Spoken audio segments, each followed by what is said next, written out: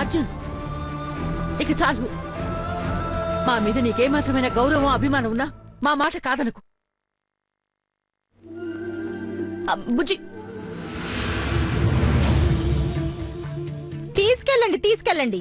దీన్ని తీసుకెళ్లి అక్కడ దిష్టి బొమ్మలా కూర్చోబెట్టండి. జనాలు చెప్పులతో కొడతారు. ఏయ్, మాటలు మంచిగా రాని. మాటలు కాదే, నీ మ్యాటర్ తెలుస్తాను. పో, ఏ మ్యాటర్ తెలిస్తే నేనే చేస్తాను.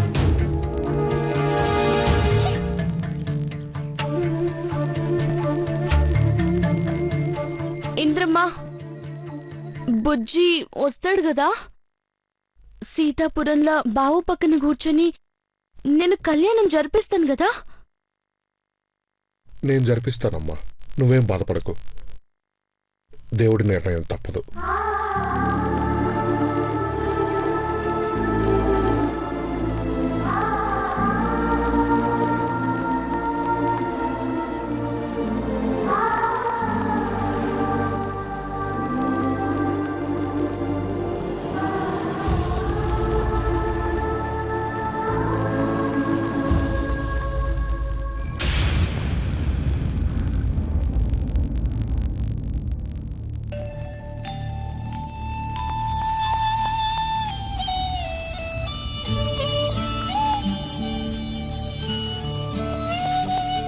నీ బాధ నాకు అర్థమైందమ్మా.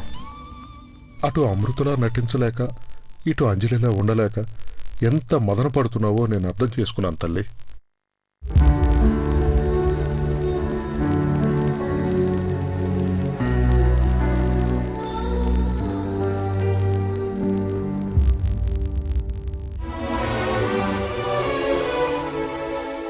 అమ్మా అమృత, చంద్రు, ఎందుకు ఏడుస్తున్నావమ్మా? నేను ఏడవడం ఏంటి?